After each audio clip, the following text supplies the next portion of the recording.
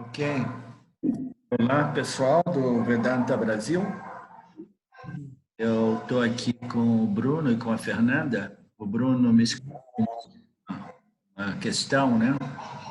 Eu achei muito bacana. Ontem de noite, eu dei uma lida, já era um pouco tarde, aí eu sugeri da gente fazer esse encontro, e agora nós resolvemos de gravá-lo para o benefício, talvez, de outras pessoas, né? Então, nós vamos iniciar agora esse bate-papo, essa sessão Pergunte ao Professor, né? Então, vamos nessa. Não era isso que eu queria fazer, porque eu não quero perder a sua questão aqui. Ok. Então, tá. Você de reformular a sua questão, você prefere que eu leia, Bruno? Eu acho que o professor pode ler a questão e aí a gente, sim, quiser, depois vai... Tá. Você dizia que eu compreendo os ensinos do Nisargadatta ou do Ramana ou de qualquer Yanni apontam para o mesmo objetivo, o mesmo lugar onde os estudos das escrituras do Vedanta também apontam, né? Os Upanishads, eles apontam para essa realidade, né? Que é a essência do indivíduo Jiva, né? Certo. Realidade essa que, uma vez conhecida, reconhecida e reivindicada, libera o indivíduo Jiva de muito sofrimento psicológico, Certo. seu processo. Então, esses outros yanis que sabem aquilo que eles são, ou o que eles são, ou quem eles são, o que eles são é melhor, porque quem dá uma ideia de que é uma personalidade, uma pessoa, né? Mas o que, né? Que não é uma pessoa, mas essa Mais aberto. existência, consciência, né? A essência do indivíduo, né? Da pessoa. Então, é mais no ponto, né? Então, os indivíduos que sabem aquilo que eles são, eles, de qualquer modo, eles tentam apontar para essa realidade, entendeu? E muitas vezes eles apontam para essa realidade de modo intuitivo, de modo baseado na experiência deles, na compreensão deles, mas muito frequentemente são indivíduos que não são professores muito eficazes porque eles não passaram pela educação / treinamento da védico, né, apresentado pelas escrituras do autoconhecimento dos Upanishads e outras palavras do Vedanta, do Vedanta, o final dos Vedas, né? Então, muitos deles, eles fazem esforços maravilhosamente bonitos, carismáticos, potentes, como Raman, como Nisargadatta Maharaj, que foi o meu guru principal, né? Pelo menos por uns na minha vida. Então, eu fui muitíssimo inspirado por ele, mas mais tarde compreendi que ele como se diz, he was lacking, faltava ele, né? Ele era carente desse treinamento, dessa compreensão, né? Do quadro, da estrutura, desse corpo de conhecimento, essa metodologia, né, extensiva e completa da estrutura. Então, se não tem isso, aí a expressão, né, desses apontamentos em direção ao Brahman, em direção à nossa realidade, eles podem ser um pouco vagos, eles podem se tornar vagos, misteriosos, abstratos, às vezes poéticos, mas quase frequentemente não chegam ao ponto, né? lógicos, entendeu? Não claros, são aquelas coisas assim. O autoconhecimento, não existe nada de misterioso, abstrático, vago ou místico. É feito de conhecimento puro, entendeu? E esse conhecimento é muito preciso no sentido que ele tem que ser livre de qualquer abstração, dúvida, vagueness, né? Vagação, desvagação, né? Então, esse é o caso de professores como Nisargadatta. O Ramana já é um caso particular, porque Ramana é uma figura de um outro planeta, quase, né? Tem o Ramana também? Vocês tiveram contato com as palavras de Ramana? Sim. A gente Sim. já leu alguns livros e buscou já um pouco beber dessa fonte também. Então Ramana é um extraterrestre, né? Porque o cara que tem aquela experiência na idade de 17 anos, aí extrai autoconhecimento, né? Mais tarde ele deixa a família, deixa tudo e fica se escondendo mas por 20 anos, totalmente, né, despreocupado da sua realidade física material, né?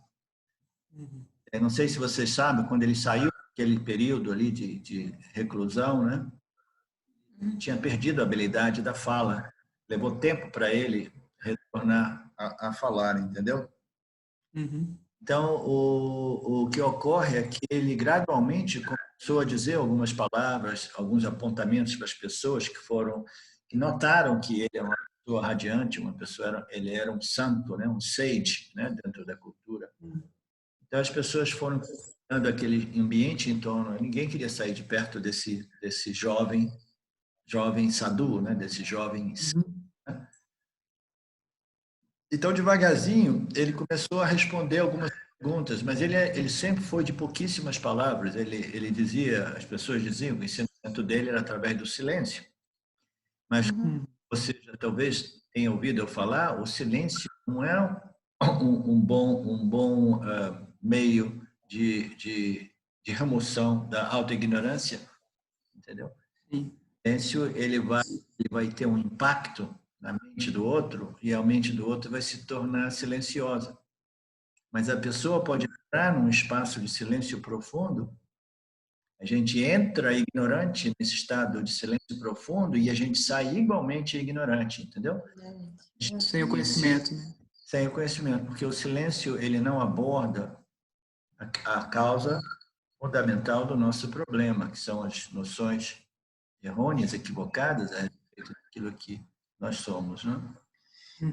O Ramana, ele sendo uma pessoa de muitas poucas palavras, ele teve um impacto monstruoso na vida de milhares de pessoas através do seu silêncio. E de vez em quando, depois de muitos anos, depois de ele ter lido as escrituras do Vedanta, aí ele dizia algumas dessas mahavakyas, algumas dessas declarações, ele até escreveu alguns versos que foram integrados no corpo de conhecimento do Vedanta, entendeu? Mas ele nunca foi realmente como um professor de Vedanta. Ele era aquela coisa ali radiante, maravilhosa, que respondia algumas perguntas, qualquer que fosse o nível da pergunta, entendeu? Então ele dizia que eram totalmente, não, você tem que fazer isso e aquilo, digamos, eu digo para você, Bruno, não, você tem que simplesmente fazer rituais com fogo, pedra, aquilo que seja, entendeu? Fazer alguns rituais. Aí, no próximo momento, ele já dizia para um cara você tem que repetir mantras. Aí, para o outro, ele dizia, não, você tem que meditar profundamente. Aí, para o outro, ele dizia, não, somente a compreensão pode realizar. Só pode realizar através do conhecimento, da compreensão. Então, esses pedaços assim, colocados assim, sem que as suas contradições fossem reconciliadas, vira uma confusão para aqueles de nós que começam a ler todo aquele material, né? É uma grande confusão. Você está lidando com pessoas, entendeu? De níveis os mais diversos, e você tem que, né? Se você não apresenta o corpo de conhecimento completo, você não tem necessidade de ficar gradualmente resolvendo todas as possíveis contradições, entendeu? Até mesmo porque alguns livros, né, professor, eu falo por mim, assim, quando eu comecei a ler esses livros, de imediato eu achei muito confuso, porque demorou um tempo para eu perceber que ele respondia conforme o entendimento de cada um, né? Não vamos dizer assim, cada um estava ali, né?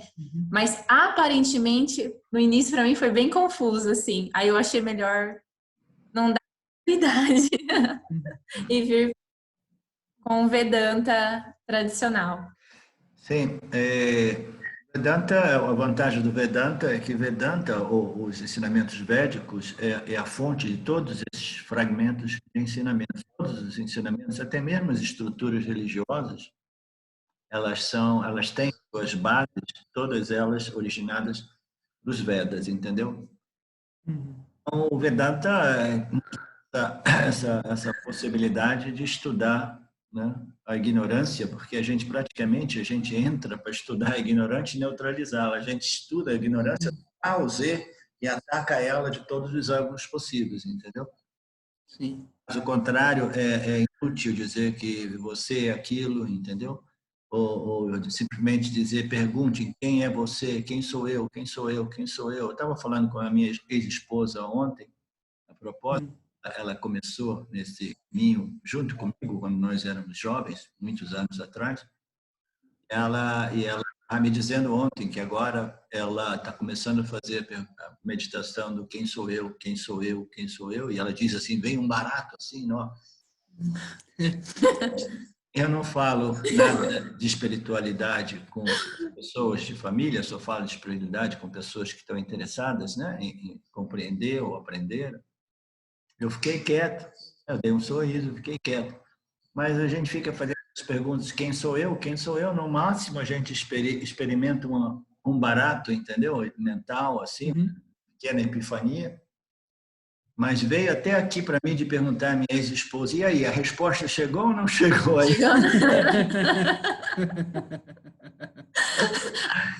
Mas eu não quis provocar a fera, naturalmente, né? É melhor não, né? Não, eu tenho um ótimo relacionamento com a minha esposa, mas a gente não pode entrar nesses assuntos, são assuntos perigosos, né? Sim, então, pelo menos com ex-esposas, né? Não que eu tenha assim tantas ex-esposas, né?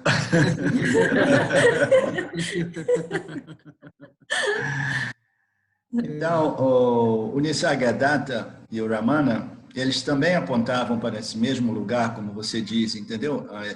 Que as escrituras do Vedanta apontam. Eles é que também apontam para a mesma realidade.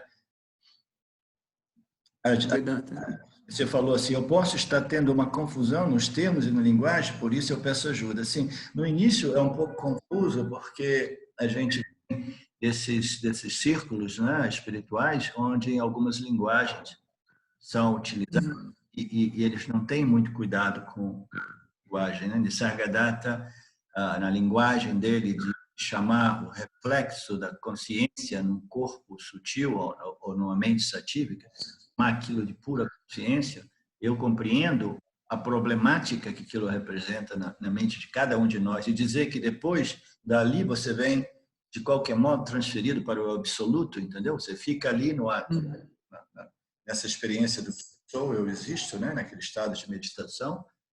Aí nada mais, entendeu? Você entra, você escorrega naquele estado de chamado Nirvikalpa Samadhi, né? Então essas linguagens independentes, pessoais, quase sempre com conotações experienciais, elas causam muito problema. Certo. Então, ao compreender completamente e trilhar os caminhos mentais sugeridos pelos mestres da autoinvestigação, o Jiva pode ter uma experiência contemplativa. Esses mestres da autoinvestigação, muito provavelmente você se refere a esses gurus, né? Tipo Ramana, diversos outros do mundo também do Neo-Advaita, né? Tem diversos gurus que sabem o que eles são. Eles não sabem, eles não têm um ensinamento, mas eles sabem que eles são e eles tentam, né, apontar numa linguagem própria deles, baseada na experiência que eles tiveram, na compreensão e interpretação que eles tiveram e etc. Né? Então, isso pode causar confusão, como no caso do Nisargadatta dizendo, chamando a pura consciência, em vez de simplesmente, né, a mente do indivíduo, a mente satívica. O real consciência, a consciência ele chamava de absoluto, né? Tudo isso é ainda limitado pela experiência, porque também faz parte da natureza de Maya, sendo impermanente, exatamente, você entendeu, né? Então, tudo isso, esses fenômenos experienciáveis é mídia, né? Tudo isso é parte dessa realidade aparente, fenomenal, temporal, dentro desse aspecto Viva, né? existência atemporal, que é a nossa consciência, né? Consciência, né? Essa consciência ocorre todos esses fenômenos, inclusive o reflexo, inclusive o Nirvikalpa Samadhi. Nirvikalpa Samadhi é um estado, né? A gente chama, a gente tem que tomar um cuidado. As pessoas chamam de estado de consciência.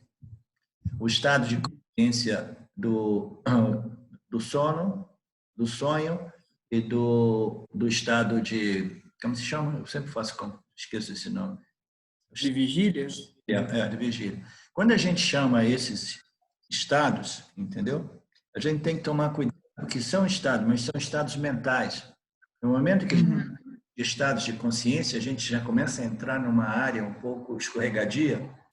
Aí a gente fala que existe um quarto estado de consciência, que é Nirvikalpa Samadhi.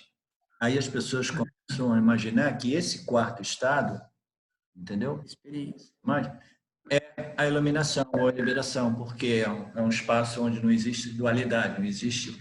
Mas no sono profundo também não existe dualidade, é um estado, entendeu? Objetos, né? Então, todos os estados se referem à mente.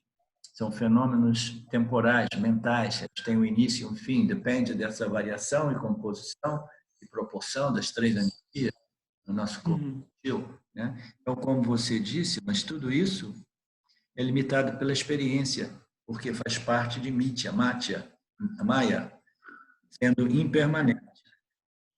Aí você diz, mas dá um barato satívico bem gostoso e talvez possa ocorrer no estudante uma sensação equivocada de fim da busca, ou a sensação de cheguei lá. Porém, ao passar pela experiência, o jiva sai do estado e volta às impermanências dos gunas, perfeito, tendo que administrar as energias para voltar àquele estado desejado. Então, até aí, tudo perfeito, né? Sim.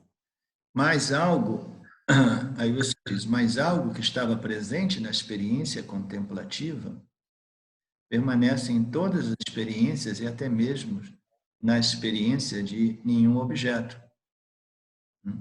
Então, aí que o discurso começa a ficar mais interessante, né?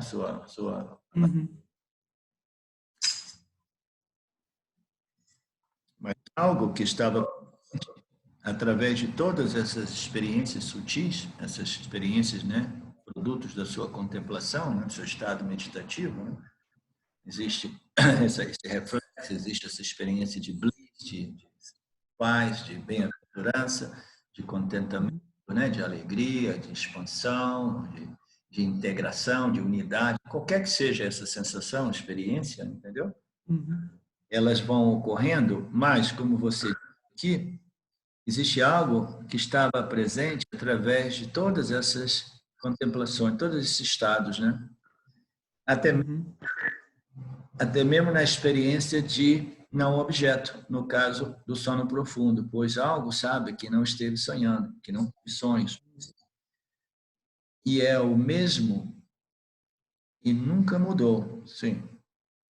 Tem alguma coisa que é permanente, que não se modifica, né? Que não tem um início e um fim, é sempre presente através de todos os estados mentais do indivíduo jiva, e é o mesmo, e esse algo jamais se modifica. Aí você diz uma coisa que eu gostaria de um pouco mais de clarificação. Aí você diz, o tal do eu sou, mas nesse caso em forma de compreensão. Então eu gostaria que você elaborasse um pouco mais essa parte. Essa é que me intrigou mais. Você diz que existe que é um denominador comum, é uma coisa que pervade ou meia, que é ali, né, uma constante através desses 4 estados de experiência, né? De sonho, e eu estou adicionando outros estados espirituais, estados místicos, né? A gente pode jogar aquilo ali também na equação. Então, em todos esses estados espirituais e os estados de sono, sonho e de vigília, né? Aí você diz, o tal do eu sou parece ser esse estado comum a todos, mas nesse caso em forma de compreensão. Então, o que você quer dizer por isso?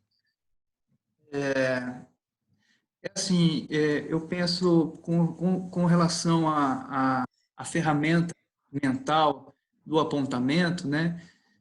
Como a gente conversou sobre os apontamentos dos mestres guinanes que usam da sua própria experiência para poder apontar para essa real natureza impermanente que é tudo da luz, né?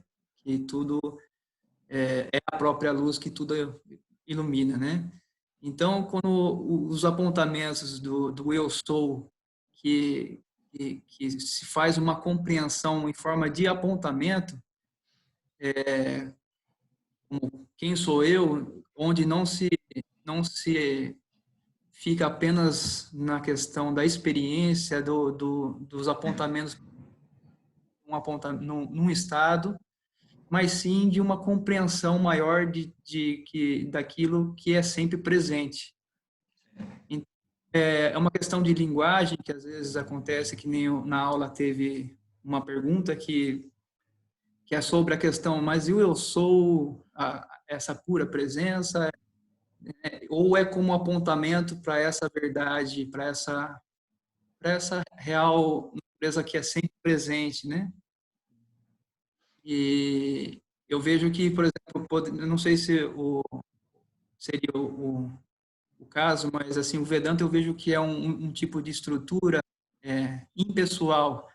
Então, não tem esse tipo de equívoco com relação à experiência do livro, né? Então, se estrutura-se todas esses pontos, né, de mentais, e esse tipo de equívoco não acontece muito dentro dessa Sim, estrutura, porque não chega a ter duplo sentido de linguagem, né? sim. Mas o apontamento que eu falo do eu sou seria como um apontamento não como uma experiência, mas assim como uma ferramenta de investigação. Sim, exatamente.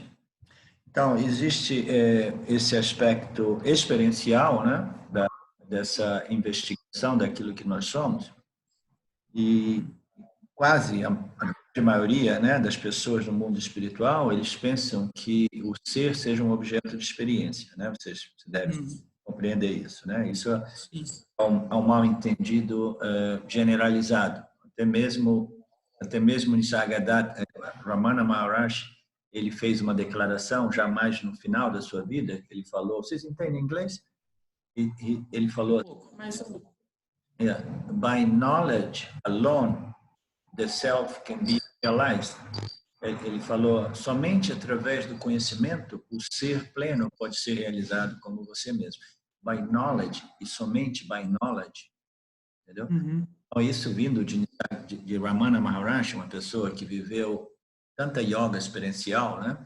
Mas ele teve, né, essa clareza de, mais tarde, dizer que a realização daquilo que você somente é possível através da compreensão, né? E a gente sabe o porquê, né? Uhum. Uhum. Sim. Porque a gente não pode realmente comprar, né? Encomendar ou achar entendeu? Aquilo que a gente já é. A gente não pode obter ou haver alguma coisa sempre presente, né? Que é a nossa própria existência, né? A nossa própria consciência, a nossa própria mente em sua essência, né? Uhum. A gente jamais vai experimentar ou conquistar ou haver ou conectar entendeu? Obter o ser, porque o ser é aquilo que é sempre presente como nossa essência, né? Então, o caso, né, do eu sou na forma de experiência e compreensão é uma análise, é uma investigação muito interessante, porque a grande maioria eles querem a experiência do eu sou, entendeu? Porque a gente tem essa ansiosa por experiência. Ganhar o presente, né? Você quer o gostinho, né? Aquele gostinho da experiência, né? As pessoas querem experimentar, experimentar, experimentar, experimentar. Não importa que elas souberem, que elas saibam claramente que a experiência é sempre temporal, ela sempre vem e vai, mas assim as pessoas, mas eu quero assim mesmo, mesmo que eu tenha que lutar por dias e semanas, eu quero de novo ter um gostinho daquela experiência, entendeu? Por que esse fascínio por determinadas experiências? Né? Por que essa vassana, esse fascínio? Não, eu quero essa experiência. Por que essa insatisfação com essas experiências ordinárias de cada momento da nossa vida? Entendeu? Interessante, porque tudo isso é como se diz, inflicted, é auto-sugerido a nós mesmos. A gente tem problemas. Não, eu quero esse tipo de experiência, não quero. E a gente perde a oportunidade de apreciar e desfrutar e curtir cada experiência, porque em cada experiência a gente tem esse fenômeno maravilhoso, né, chamado Ishvara, o mundo que aparece diante de nós com todos esses nomes e cores e fenômenos, né? E a gente tem a maravilhosa que ilumina e revela isso. Então, por que não apreciar essa plenitude, essa verdade, esse jogo, né? Essa brincadeira em cada momento? A gente quer um certo tipo de experiência, entendeu? Então, é um engano que pervade a mente de quase todo buscador espiritual. E é muito difícil encontrar uma pessoa que tenha apreciação pelo eu sou, sua forma de conhecimento e compreensão, e não em sua forma de experiência. Porque, como o Nisargadatta tinha colocado, você fica naquele estado experiencial de que eu sou, eu existo. Né? E aquele estado é muito gostoso, entendeu? Muito até mesmo. Viciado naquele estado. São essas pessoas que vão compreender esse eu sou como conhecimento e não como experiência. É uma fração minúscula, mínima das pessoas que estão buscando moksha ou liberação, entendeu? E quem tem uma apreciação pelo conhecimento. Quase todo mundo tem uma apreciação. Então, quando você diz que, nesse caso, o eu sou, né? Esse eu sou, que esse princípio que é presente em tudo, né? Ele aparecia experiencialmente como um reflexo nessa mente, agora ele começa a aparecer não como uma experiência de um reflexo, mas ele começa a aparecer como uma compreensão daquilo que eu realmente sou, entendeu? Então, qual é a diferença desse reflexo e da compreensão daquilo que eu realmente sou? É que o reflexo vai e vem. A compreensão, uma vez que ela seja devidamente assimilada, ela jamais te deixa, você jamais se esquece. Do mesmo modo que a gente nunca se esquece de andar de bicicleta. Mas, gente, né? A gente tem encontrado aquele equilíbrio, né? Quando a gente é garotinho, né? Quando a gente consegue, a gente jamais esquece aquele equilíbrio, né? Então, esse autoconhecimento é aquele conhecimento que a gente diz que é sempre bom, que ele jamais é esquecido quando ele é realmente, entendeu? Apreendido, ele é visto diretamente e reivindicado, entendeu? Eu sou, eu sou aquilo, sou a consciência. É estruturado, né? É estruturado. Estruturado, essa é uma expressão muito interessante que vocês estão usando, que eu nunca tinha ouvido falar, mas é interessante porque é um reconhecimento desse eu sou, né? Porque quando a gente diz eu sou sem dizer exatamente o que a gente é. A gente sabe que aquilo que a gente é não pode realmente ser definido por palavras, né? A gente precisa de ser muito claro sobre esse eu sou, porque senão não é um conhecimento agora do eu sou, mas ok, mas o que é esse eu sou? Você é o que? Pontinho, pontinho, né? Preencha os pontinhos. Diga o que você é. Então, eu sou Brahman, eu sou Satchitananda, eu sou existência, consciência, eu sou aquilo dentro do qual todo esse universo aparece e desaparece, entendeu? A gente precisa realmente, radicalmente, compreender que nós somos esse existência, consciência que pervade tudo, sustenta tudo, entendeu? A gente precisa saber disso, indicar sem nenhuma sombra de dúvida. É por isso que essa estrutura que vocês estão falando é uma estrutura de conhecimento que não é que vai servir para ficar sustentando essa crença, eu sou Brahman, eu sou... Não, É isso que eu queria também compreender melhor, essa expressão da estrutura. Não é uma estrutura que eu tenho que me manter para sustentar de que eu sou Brahman. Não, é uma estrutura, se você preferir usar essa palavra, estrutura ou uma metodologia de ensino que serve o propósito de neutralizar ou cancelar as ideias equivocadas que nós temos a respeito daquilo que nós somos em realidade. Sim. Isso é um processo cognitivo de análise, como apresentada pelas escrituras do Upanishadas, análises tais que são baseadas nas nossas experiências não devidamente examinadas. Não tem nada esotérico ou de místico. É simplesmente uma análise de experiência. Às vezes ela é muito sutil, às vezes ela é um pouco grosseira, mas essa análise é prática, é baseada na nossa experiência do dia a dia, não a experiência minha, a experiência da minha dia a dia, entendeu? E aí, analisando, e ela vai servir do propósito de quê? Não é de simplesmente de sustentar, de estruturar uma crença, mas é de cancelar essas ideias que me fazem sentir limitado, insuficiente, pequeno, entendeu? Inadequado, entendeu? Então, é um cancelamento, é um desmantelamento, é um desestruturação de todas essas ideias equivocadas. Esse é o processo do Vedanta. E é um processo lógico, cognitivo. Aí, naturalmente, uma pessoa pode dizer, mas Ramana não precisou disso. Sim, Ramana não precisou disso, né? Mas Ramana é uma exceção às regras, né? Aí a Luciana pode dizer, mas eu também sou uma exceção, né? Aí a gente diria, ok, a gente tem que tomar cuidado. Por segurança, é melhor a gente não se colocar na parte das exceções às regras, porque exceções não são regras, né? É melhor a gente ficar dentro das regras por segurança, né? E esse trabalho de neutralização ou cancelamento de todas essas noções, né? que é uma herança que a gente recebe, né?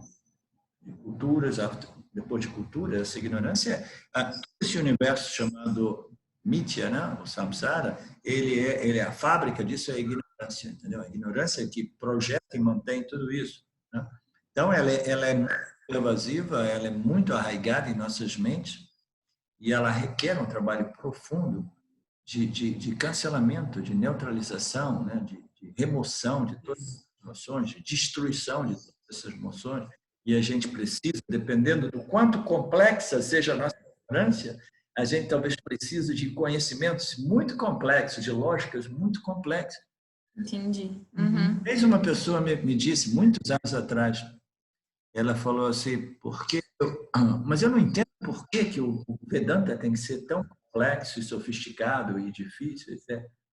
Aí eu virei para a pessoa e falei assim, porque a ignorância é muito complexa e muito inteligente. Aí eu falei, se a sua ignorância for simples, você não vai precisar de toda essa complexidade. Você vai precisar só de muito simples, entendeu? Verdade. Assim como uma mente, acho que até o senhor falou outro dia na aula, uma mente filosófica. Uma mente filosófica, você, de certa forma, apresenta um pouco um Vedanta mais filosófico. Exatamente, A gente tem que ter gostos para todos, pratos para todos os gostos, né? Sim, sim. Mas com a sua explicação, professor, referente à estrutura, eu achei melhor não usar mesmo a palavra estrutura. E realmente, investigando aqui um pouco mais a fundo, trouxe uma ideia de construção. É porque a gente não quer nenhuma bengala, nenhuma coisa para a gente se apoiar. Isso. A gente não quer. Sim. We don't want to. A gente não é. A gente quer, né? Então vamos andar avante aqui um pouco.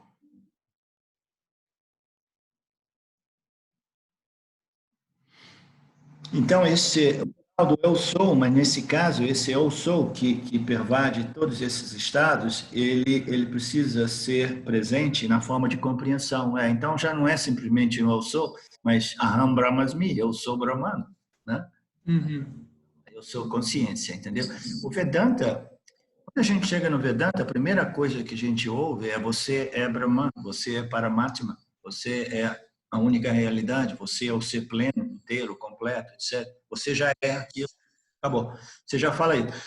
Mas a gente não diz que você, ok, pode ir embora porque você já recebeu o ensinamento. E outra pessoa, a gente diz não. Aí a gente diz, agora é o nosso trabalho. O trabalho é aquele de remover todos os obstáculos para a assimilação dessa verdade, entendeu?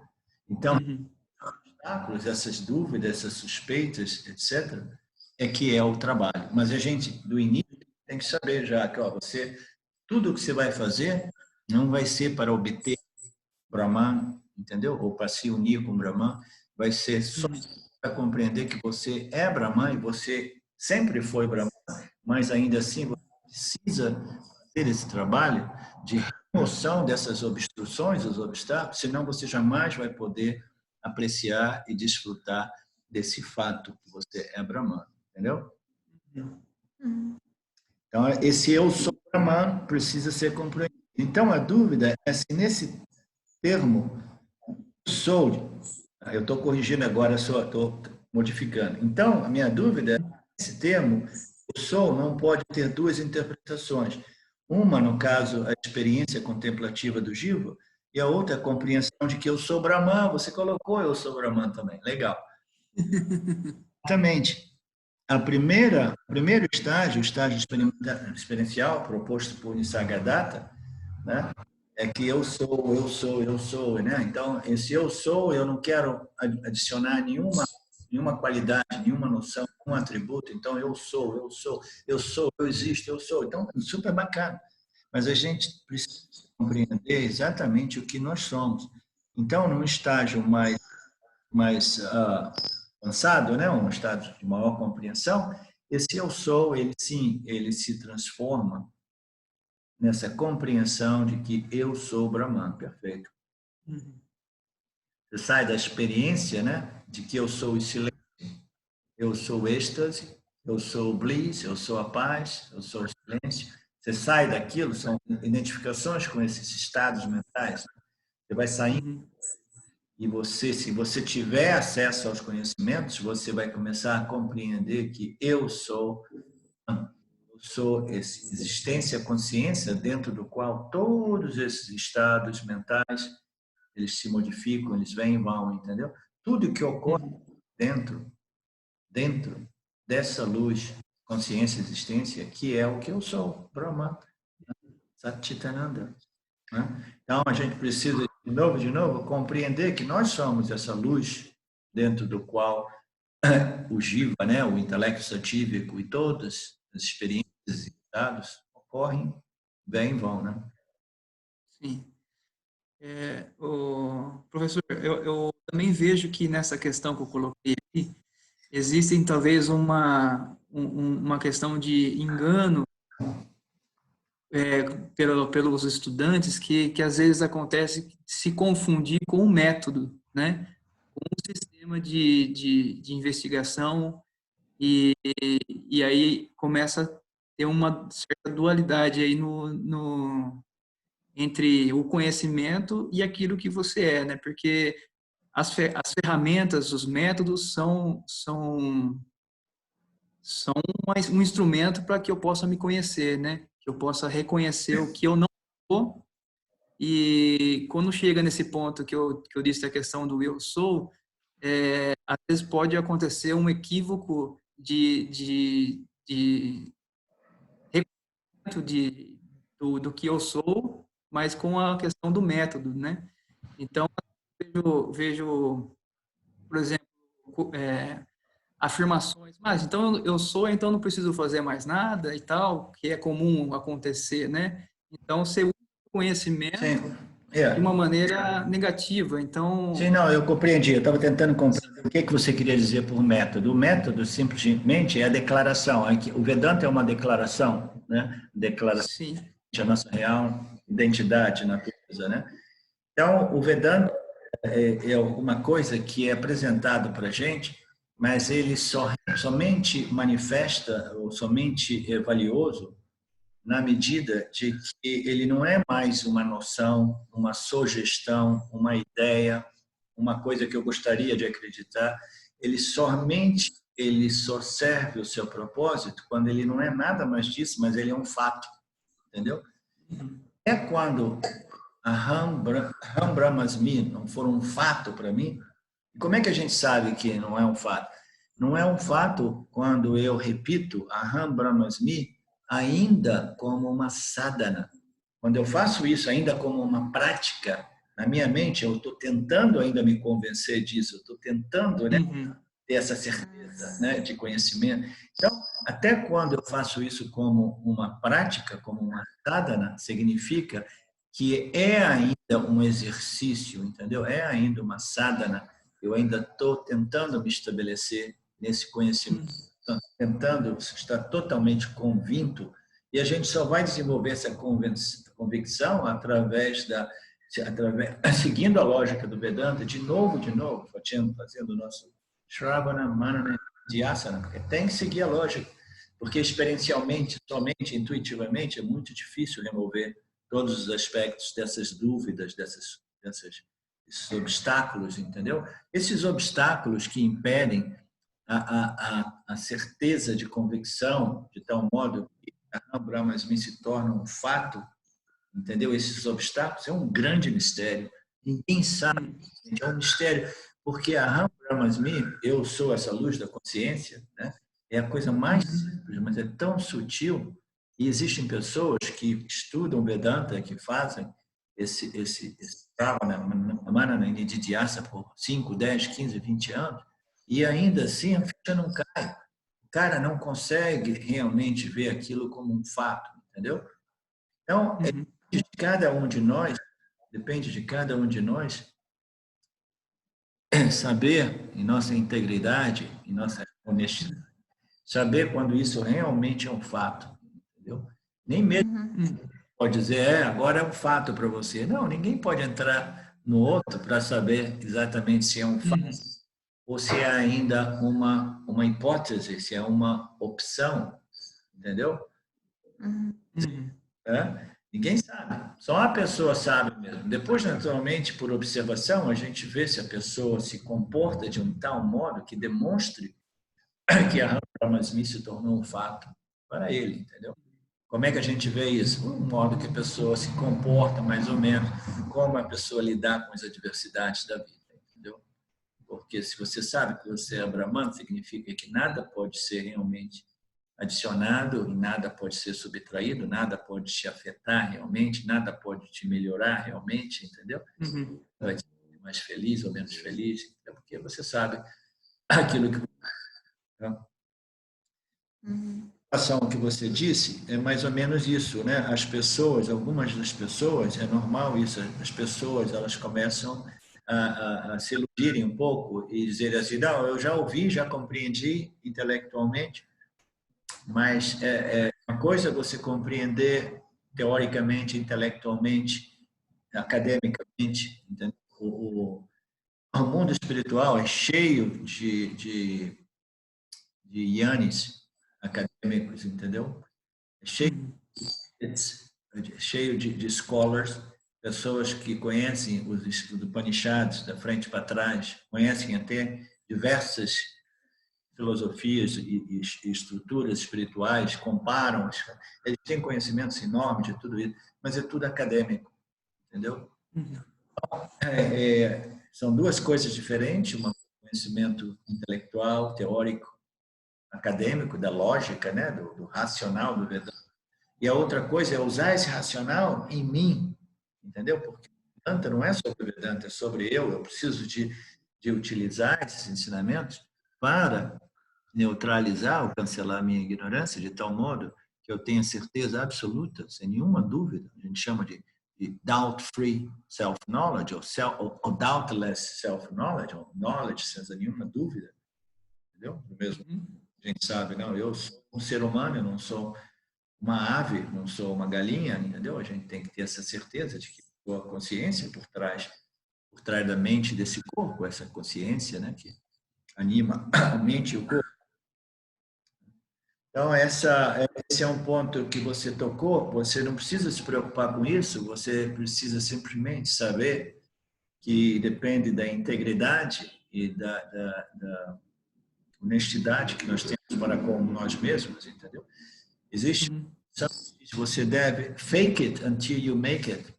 Você tem que fingir até que seja uma realidade para você. E algumas pessoas também entendem mal. Isso foi o Swami Dayananda. Ele disse isso uma vez, anos atrás. Fake it until you make it. Então você vai finge, até que seja uma realidade para você. Mas isso não por aí fingindo, oh, Aham Brahmasmi, Aham Brahmasmi, Aham Brahmasmi. Você com você mesmo, entendeu? Você com você mesmo, você vai dizer assim, não, eu não me entrego, entendeu? Eu não me entrego, eu sei que eu sou, entendeu? Brahman, eu sei que eu sou essa consciência, eu sei que eu sou livre e independente de minhas experiências. Mesmo que as minhas ações, as minhas palavras não sejam ainda alinhadas com esse conhecimento, eu não me entrego. Isso ocorria comigo no tempo de Nisargadatta Maharaj, que eu vivia daqueles livros, de todos os livros dele que eu tinha, né, na época. Eu lia aquilo dezenas de vezes e contemplava e meditava sempre. E aí, nas minhas interações com o mundo, de novo, eu agia de modo que não era, entendeu, em conformidade com todas aquelas coisas que eu dizia, né? Aí minha esposa dizia, você fala essas coisas, mas olha só para você está cheio de raiva, está cheio de... Aí eu costumava dizer assim, não me interessa, não importa quantas vezes eu caia e me comporte mal, entendeu? Raivas e outras negativas, entendeu? Eu sou a consciência, entendeu? E ninguém vai tirar isso. Eu sou, até que isso possa frutificar, não importa. Eu tenho que persistir nessa certeza, nessa determinação em referência àquilo visceral, né? Entendeu? Tem que ser mesmo, até que isso se manifeste, entendeu? Muito bom. Isso significa to fake it until you make it, mas isso é para gente, não é começar a publicar no Facebook, sai para cá, dizer, olha quanto sábio que eu sou, olha o meu conhecimento. E a propósito, vocês também são a consciência. A propósito é ótimo.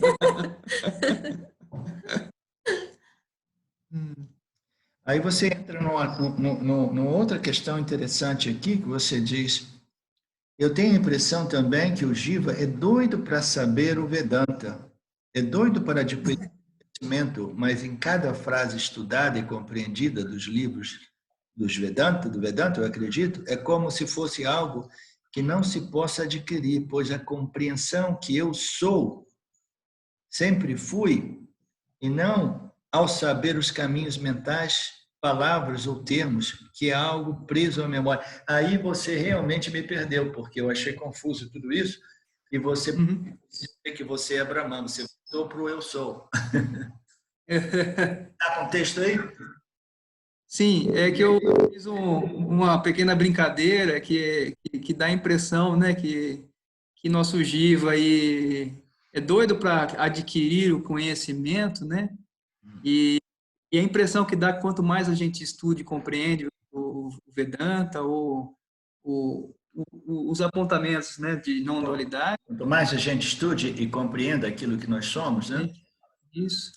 Você vê que esse eu, né, sabichão, ele vai querer pegar, adquirir um conhecimento, e esse conhecimento ele acaba podando cada vez que ele quer pegar, ele vai sendo podado, né? E é uma brincadeira, mas eu acho Então, o que você quer dizer? Que ele vai tentando adquirir o conhecimento, mas em cada conhecimento que ele vai obtendo é como se fosse algo que não se possa adquirir, pois a compreensão é que eu sou Brahman e sempre fui, e não saber os caminhos mentais. Você está querendo dizer que a tendência e o perigo é que na medida que você vai, né, através desse processo de autoinvestigação, seguindo a lógica, tem uma tendência de gente se apaixonar pelo instrumento, né, pelas situações, pela lógica, do corpo de conhecimento e ficar agarrado à metodologia, né? Isso realmente, você não quer estudar o Vedanta para saber o Vedanta, você quer estudar o Vedanta para quem você é, o que você é, entendeu? O Vedanta, a gente diz, é do tipo do usa e joga fora, descartável, né? Que a gente chama aqui. Descartável. Você usa simplesmente para remover a sua ignorância e depois joga fora.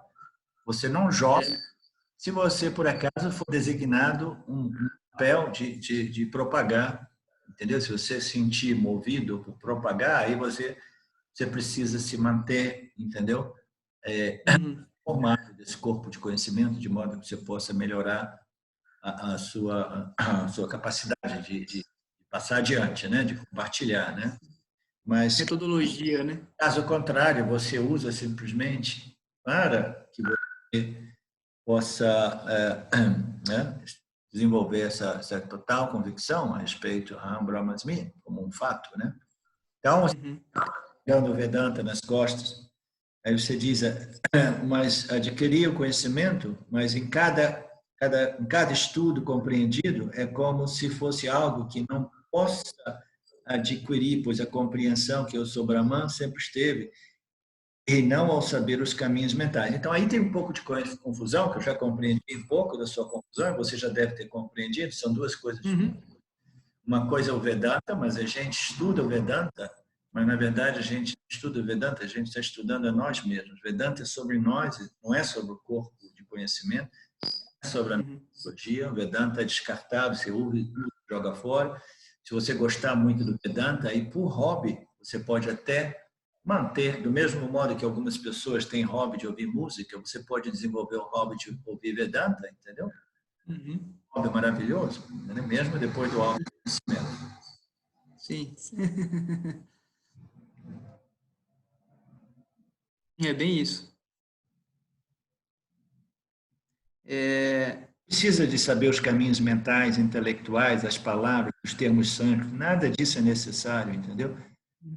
Que é algo preso à memória, assim, essas memórias dessa metodologia não é importante, você precisa de manter esses ensinamentos vivos, mas o conceito dos ensinamentos, não os ensinamentos em si, você, até que o propósito de desmantelar a ignorância, de dissolvê-la, você precisa se manter, mas você tem que assimilar e compreender os conceitos por trás das lógicas, principalmente. Não exatamente memorizar as palavras, os termos, as analogias, etc. A menos que você comece a desenvolver um papel de propagador desses ensinamentos. Né? Certo. Então, para terminar aqui, no fim até parece que eu sou o Vedanta. Que eu sou o Vedanta.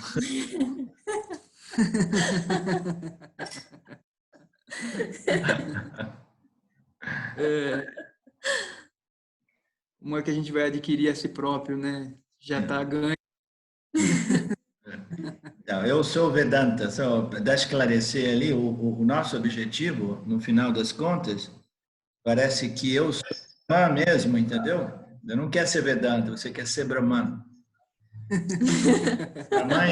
Brahman é aquilo além da ignorância e do conhecimento. A ignorância é mítia também. O conhecimento é mítia, só serve para neutralizar a ignorância, entendeu? Uma concessão, né? É uma concessão. Então, parece mesmo que eu sou Brahman, ou um quase lá, eu, Jiva, vou me explodir com o Vedanta. Então, tá, eu vou deixar essas piadinhas abertas para interpretação e a sua também.